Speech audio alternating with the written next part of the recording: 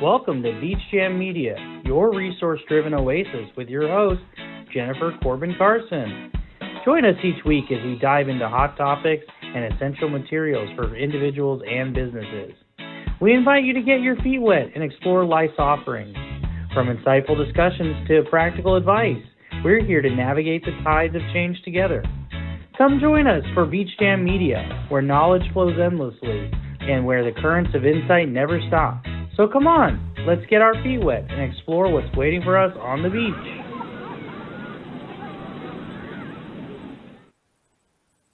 Good morning. Good morning. Thank you for being here. I'm glad you're here with us. I am your host and fellow veteran, Jennifer Corbin Carson. Today, I am bringing you more resources directly from the VA. So grab your coffee or your favorite morning drink, and let's see what the tides have rolled in for us today. So we'll be right back after this brief message. Beach Jam Media is your resource-driven oasis, hosted by Jennifer Corbin Carson. Each week, we dive into hot topics and essential resources for individuals, businesses, veterans, and their families. Join us for insightful discussions and practical advice as we navigate the tides of change together. At Beach Jam Media, knowledge flows endlessly and insights never stop. Contact us to be a part of our show at our email address, beachjammedia@gmail.com. You've been watching Beach Jam Media with Jennifer Corbin Carson. We invite you to jump back in and keep your feet wet with us as we continue to be your guide through the waves of change. Now let's dive back into the show. Good morning. Good morning. Like I said earlier, thank you for being here. I appreciate you joining us today. If you are on the replay, just tag replay in the comments below. But we have a special guest today, as always. Our guests are always special. Dr. Frank Jordan from the Dublin VA. He's the communications director. And good morning. How are you? Good morning, Jennifer. Glad to be here. Good. Glad to have you. Thanks for coming on. We've been talking and teaming up to get resources out to veterans. And so it's nice to put a face to the name, Frank. Yeah, I was going to tell you, we really appreciate you including us. We try not, part of my job as communications director is to be very creative and go out there searching for places we can get the word out about VA programs and services. So anytime someone's willing to do that, I consider it a patriotic act, Jennifer, I'll be honest with you. When you give us some time that we can share information that's going to help our veterans and their families and honor their service, we're really appreciative of it. So Beach Jam, you've been doing a great job. We appreciate it. So kudos to you. Great. Well, thank you so much. That means a lot to me. I just, if we can help veterans, that's the whole deal, right? Is to help veterans and get those resources out to them. And more exciting news is coming to the masses, to the veterans. Hopefully we can announce that next month, but you got to stay tuned to get the news. So Frank, without further delay, we are going to be talking about the PACT Act today and what that means for veterans and some definitions. But I think the biggest thing is that they added, 20 plus presumptive illnesses to the list Right. of people that were in Afghanistan, Bahrain, Iraq, Iran, the pretty much the Middle East. But why don't you tell us a little bit about the PACT Act and what it means for veterans?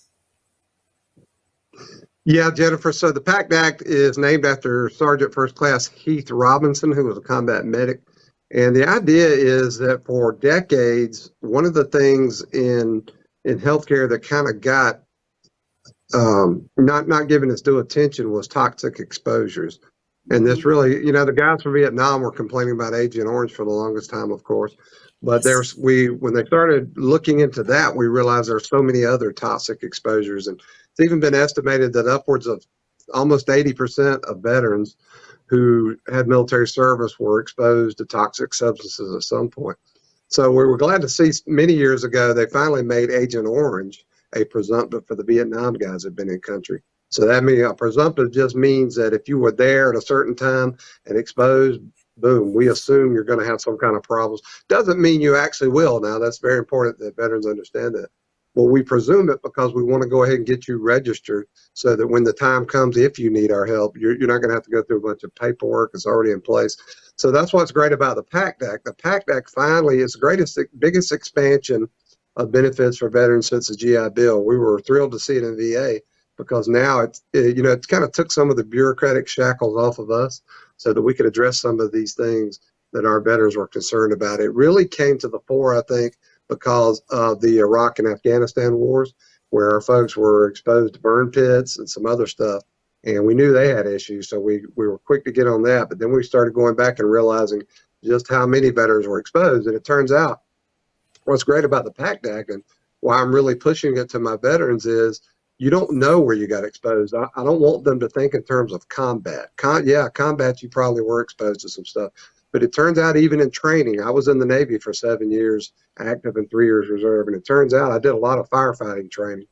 And it turns out some of those chemicals we use for foam and that kind of stuff, just the smoke we inhale when we're doing our live training, turns out that can cause a lot of problems. And I myself am having some asthma issues now that I just can't figure out any other way how it might have happened. So the PACT Act has given an opportunity to a lot of veterans, and that's why we're encouraging. Honestly, I tell them, don't even think about it, Jennifer. Just drop that initial claim so you can get that exam and let's check it out. And it takes about 10 minutes online. You just go to www.va.gov/PACT, PACT, and in 10 minutes or less, you can get that initial claim, and then the VA will do a follow-up claim with you. And the cool thing is you don't have to have benefits assigned to get that started. You can just drop that claim on the internet or come to one of our many events. We're having all kinds of cool PACT Act town halls and other events, and we're even bringing our friends from the Veterans Benefits Administration, the VBA, in on a regular basis. In fact, they'll be here on the 20th at our medical center. They're coming once a month, but we'll help you. It's easy stuff to do, and we invite the veterans to go ahead and file now so they don't have to deal with the paperwork if they have an issue. Right. Even that intent, file that intent to file, and then, you have up to a year to gather all your information. And, even if it's just for one presumptive issue that you're having, get your name in the system and get it rolling. Mm-hmm. And then after that, the process, and then you can file for whatever you need to file later. And that's the whole reason why I started this, was because people don't know the process. And if I had problems going through the process, then, let's get it out there to people and say, okay, this is how you do it, and this is what to expect. Expectation management, right? That's a big thing when you do the PACT Act, especially last year, because at one point I read that the VA was expecting 400,000 or more new intent to files, or at least filing, for disability with the VA. So, I mean, that was a huge, I'm sure it was a huge burden on the system, but,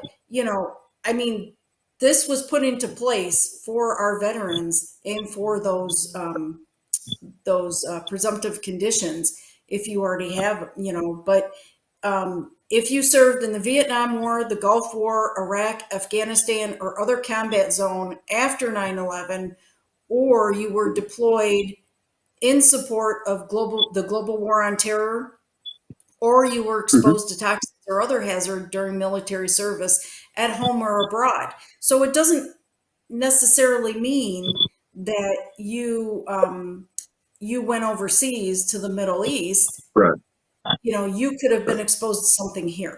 So don't think that you have to read the explanation of where you were at, or where the help me out, Frank, the places.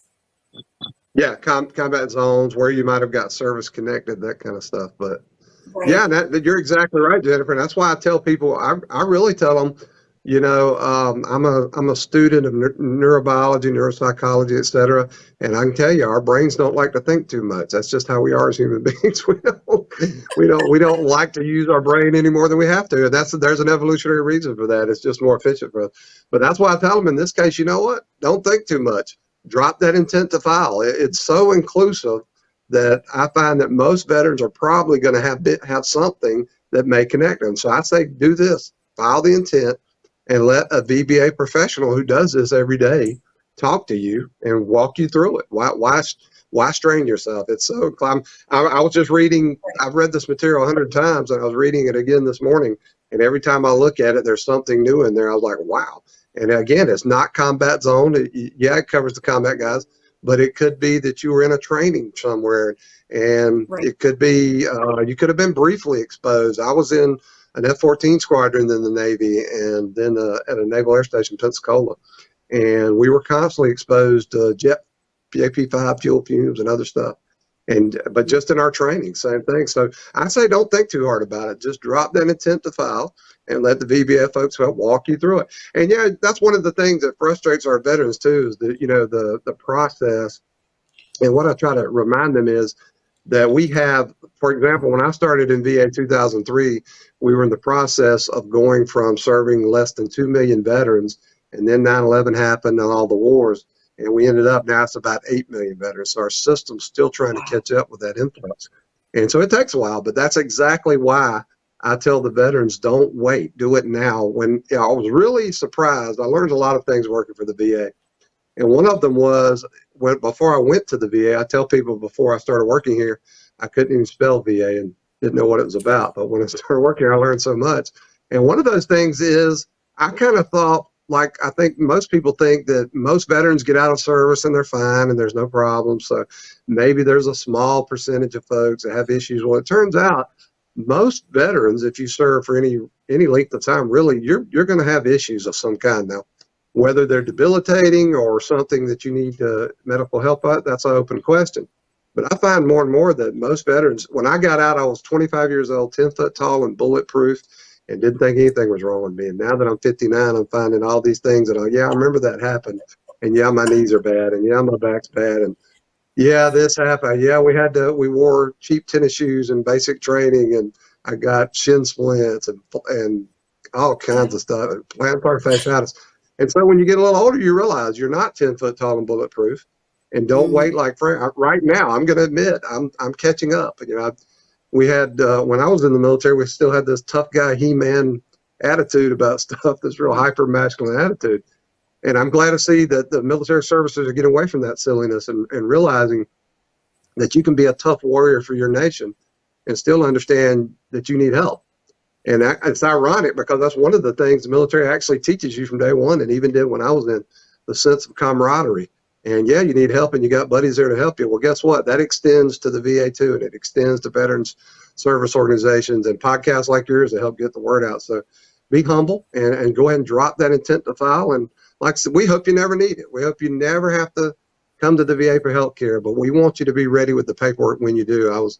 One of the things I was really kind of surprised by, or almost shocked in a lot of cases early in my career with VA, was how many World War II and Korean War veterans and Vietnam guys I would meet who had never been to the VA, and then now they're elderly and they need us, and now they're trying to negotiate all that paperwork. So I tell these folks, no, do it now. The good news is the VA and the military services are working very closely together to orient the folks who are getting out to what they can expect, and go ahead and they tell them, hey, go ahead and get in touch with the VA. They actually offer orientations and events that they can do that. And we have a group here called the Military to VA Transition Service.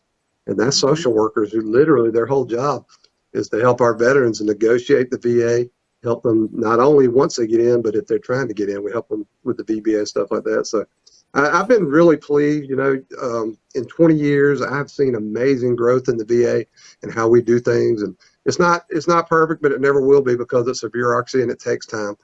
And taxpayers expect us to safeguard their tax dollars and use them the way that we were told to use them. So unfortunately, that means paperwork sometimes. But what we're trying to emphasize to our folks here is never let the paperwork, let the process get in the way of service excellence. And my personal mantra for working in the VA is that I want us to provide the highest quality health care possible in an environment of dignity and respect that honors veteran service at all times. That's it. Just like if you've ever gone to Mayo Clinic, they do a brilliant job of this. And I want the veteran to come in and get that magical experience, to know they're cared for, know we're in a relationship with them. It's not just discrete episodes of care. When you come to the VA, you're entering into a relationship with us, and we're going to be with you even after you pass. We have a group here called the Honors Escort Group, and once one of our veterans passes here in the medical center, we actually do a very ceremonious escort of them when they leave the building. So we want a relationship with our veterans, and that means whole health is another thing. And I get a little off topic here that you wanted to hear about, but whole health is the idea that it's not just acute episodes of care. It's preventative and complementary medicine, where we're trying to keep you healthy so you don't have to come in for that doctor's appointment as often, that kind of stuff. So I've been really impressed with how the VA's developed, and that's why now I'm working hard to get my own health care here, because I see it every day. And it's almost like being in a candy shop, and I don't get to eat the chocolate, but I'm gonna get that claim filed. I'm gonna eat the chocolate. Well, go to one of your own events. I mean, what are you waiting for? Yeah, I have. Yeah. I actually filed my PAC Act intent. I'll tell you, I was shocked because I realized I had this asthma issue coming up years ago, and I couldn't figure out what in the world that could cause that. And the only thing I could come up with in my history was, like, we did a lot of firefighting training in the Navy, obviously, because and I'm pleased to say they do a great job at this now, preventing this stuff. But we had to use actual foam. We would go in buildings with what we called OBA's, oxygen breathing apparatus, that we would actually go in buildings with live smoke and that kind of stuff. And we had to do this periodically. And I'm thinking, and plus then, and most people in basic, and you probably remember this, went through the tear gas training, where you had, which now, in retrospect, it seems kind of humorous, but at the time it wasn't. And certainly it's not when you think about it, because the guys of the reaction was, but watching, it was funny. I mean, it really was, because we were told, and for those who don't know, who might be watching the podcast, we would go into a tear gas chamber. And the idea was they wanted us to see that our masks that we would wear to prevent the tear gas infiltration actually worked. So we would put on the mask, go in the chamber, and then we'd be directed to take it off. Well, for the first few seconds, you don't feel anything, and you think you got it beat and they've oversold it. And then all of a sudden it hits you like, you're like, oh my gosh, I'm dying here. And then, of course, everybody runs out, and you're trying desperately to get water on your face and stuff. But anyway, so it turns out even that could cause you some issues, depending on your respiratory status and that kind of thing. So it's to me, it just doesn't make sense to speculate. It makes more sense for a veteran to just drop that intent to file, go ahead and end up having that conversation with a VBA person and let the doctor take a look and see what's going on, because we don't want you to miss benefits you earn. That's the whole thing for us at the VA. Most people in VA share one mentality, and that is, to us, a veteran not getting the benefits and the service they deserve is like somebody going to work and not clocking in for the first hour and just not worrying, leaving money on the ground. It doesn't make any sense. You served, you did what your country asked you to do. One thing I tell people, one thing veterans all have in common is we all held up our hand and said, I will, and I'll defend my nation. And wherever you did that, it's not relevant. You did it. And you don't know where you'll end up. And so we want you to come get the benefits you deserve. Absolutely. And those presumptive conditions mean that you don't have to tie them to your service, your time in service. That's right. So, I mean, if you have asthma, and like Dr. Jordan was saying, if you have asthma, you don't necessarily have to say, oh, I got it from this or I got it from that. So some of the conditions that they added was, I think that's my watch making that noise. I didn't hear you. But some conditions that they put, the presumptive conditions, some of those that they put in there, asthma that was diagnosed after service, chronic bronchitis, chronic sinusitis, chronic rhinitis. I mean, those are all inflammation of your sinuses, what you use to breathe, all these things that you were exposed to, right? Emphysema, lung disease, pleuritis, COPD. I mean, you see that on Mhm. commercials all the time now. But, That's right. so even if in I never say this word, sarcoidosis. Sarcoidosis. Hmm. Yes, Sarcoidosis. that's a Yeah. it's a skin condition. So you're breathing it in, but your skin is also breathing it in, right? So, And like it he's, and it, Jennifer, it can get in your lungs. It can get in your lungs and yeah. cause nodules. The comedian Bernie Mac. Some people may remember Mhm. Bernie Mac. Bernie Mac died of sarcoidosis eventually. Oh, okay. Oh, Yeah. so it's not a skin condition. Yeah, and it can get it. It starts out as a Oh, skin condition typically. That's how it presents, but it can get in your lungs and other organs. So yeah. oh, So oh, I didn't you know don't that. know where these things are going to end up. You don't know what No, you're going to end up dealing with. And the thing is to file now and get connected and let's deal with it. Let's, because we can right? prevent a lot of this stuff. And you actually Absolutely. just helped me, Jennifer, because I had forgotten about my sinusitis that I've been suffering with since I got out of the Mm, military. And it's amazing. I never had issues. I never had issues with that kind of stuff. And it's funny, the first time I flew was when I was going to boot camp or basic training. And I yeah. felt this huge pressure on my left sinus. And I was sitting there, and all of a sudden, honestly, I can only compare it to what scuba divers must talk about when they have an issue. But it was like my left side of my head was going to cave in, and it's so bad. All of a sudden, the pressure just released, and you could hear it. And the guy sitting next to me said, "Man, what was that?" And I said, "I don't know. It's something with my Oh, nose."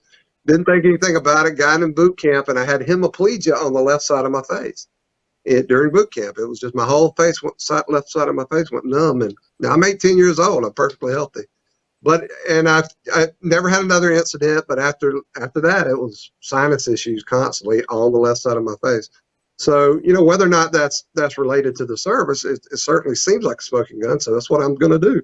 You just reminded me of that, so I needed to put that on my claim. So I'm going to put it on there and let them take a look absolutely. and let's see what they're doing. Yeah, yeah. And Yeah, if it's not, it's absolutely. not. But it's worth looking. Yeah. Right, absolutely. And that's what I tell people is I think on one of the podcasts I said, make a list of all of Right. your conditions and your symptoms and whatever else, go through. Now everything is on an app, right? You can log into your Right. portals, your doctor's portals, and you can get your health summaries, right? So Mhm. get those health summaries and go through each one and make a list of all of your conditions and Mhm. put that on there. Put That's it right. on your filing, even if it's you think it's connected or not. Put it all on That's there right. and let the VA decide. You give them Mhm. all the evidence and all the information and let the VA decide what your rating will be. And you Right. were talking Absolutely. earlier about your VA events. And, so you had one in Gray, Georgia. And Mhm.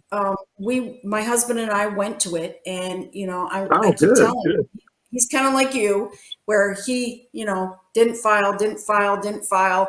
And I kept bugging him Yeah. about it. And so we went to the event and um, they had the VA had the veterans benefit, what are they called, the Veterans VBO, Benefits Administration, VBA. Yeah. yeah, Yep. VBA. And They're at all of our PACT events where they've been great about it. And they, not to cut you off, Jennifer, but they've just been so wonderful because these folks I feel sorry for them. Honestly, they're just so overworked. They're trying desperately and they're really dedicated people. I've met mhm, them. They come to all of our events. They usually come in force.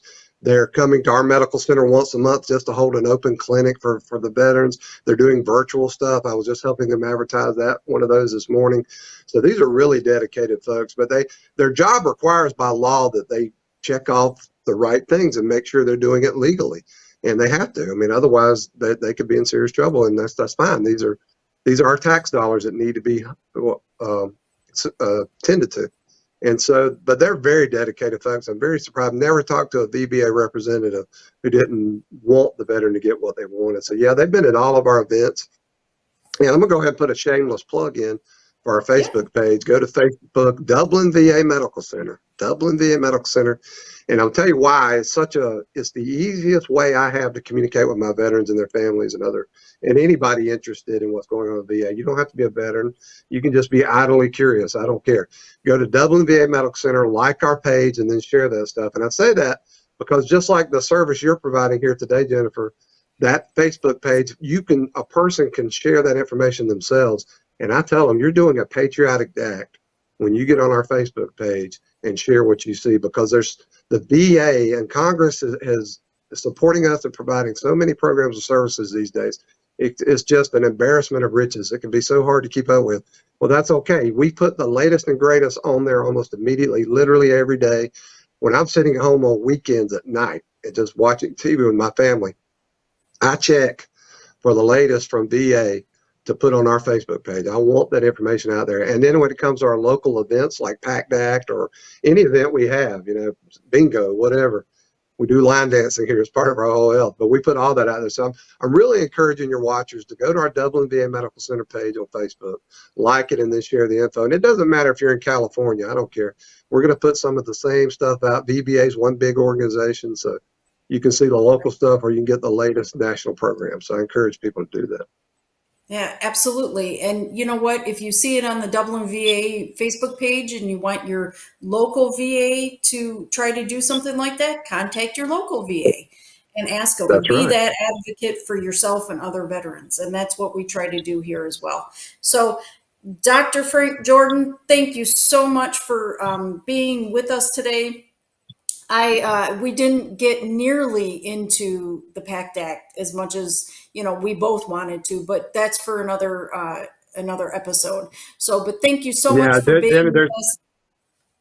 Jen, there's just so much to talk about the PACT Act, and that's why we've got people here who are ready to talk about it. You can, like I said, I put a lot of that stuff on the Facebook page, so it's easy to just check it out. But no, we want to thank you for having us on. We're really thrilled when we get an opportunity for people like you to talk about this stuff, because we want to reach as many veterans as possible. So thank you. Absolutely. That's our goal too. Let's get it out to the veterans and get them the help that they need. So, anyways, we will probably be talking with you or other or other people from the Dublin VA soon. So thanks again. And so we want to go to va.gov and just search for PACT Act. It's actually easy, Jen. It's www.va.gov/PACT, PACT, and you're just going to get a ton of great information. But I don't want our veterans to be overwhelmed. Just go ahead, and there's a link there for that initial intent to file claim. Just drop that claim. Takes about 5, maybe 10 minutes. Boom, and then someone will get in touch with you. There you go. And then if you're not sure, go to one of the events that your local VA is having, and talk to a VBA. And they will help you with your claim. So that's right. Dr. Jordan, thanks again, and we will be talking soon. All right. So if you guys want to get in touch with us, go to beachjammedia@gmail.com. And here is our swag button or QR code. But thanks again for joining us. And if you have any ideas for future podcasts that you want to get out there, email us and let us know what you're thinking. And if you are watching us on YouTube, smash that button for the subscribe, and you will get updates on our podcast. So thanks again for being here, and we will see you next week at the beach.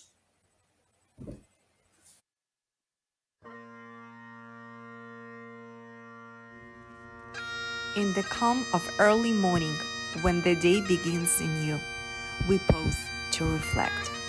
May holds a special significance beyond just being another month.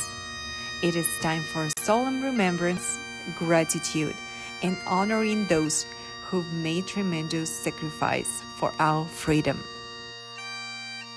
To all who served in the military, across all branches, and the National Guard, to the veterans, and to the families who support them through thick and thin. We express our heartfelt thanks. Your courage, sacrifice, and unwavering dedication inspired us deeply.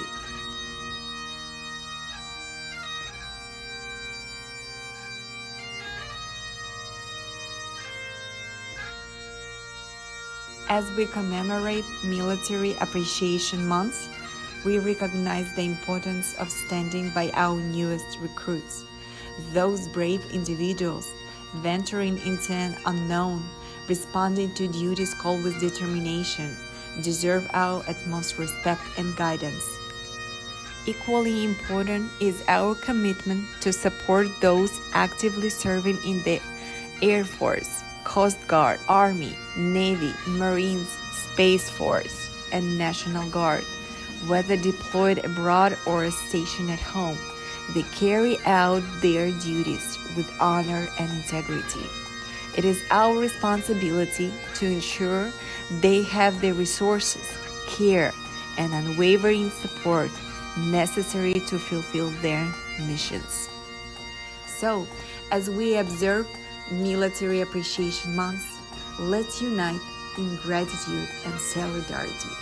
Let's honor the past, support the present, and inspire the future. To all who serve, have served, and those who stand beside them, we extend our deepest appreciation. Happy Military Appreciation Month.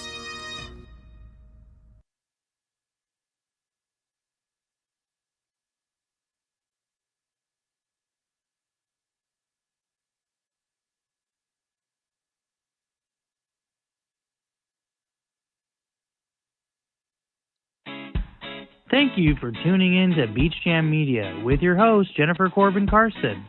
We hope today's dive into hot topics and valuable resources left you feeling refreshed and inspired. Our mission is to keep you informed and engaged as we ride the waves of what washes up in life together. Until next time, stay curious, keep the conversation flowing, ask questions, and let the glisten of the shoreline guide your journey. Goodbye.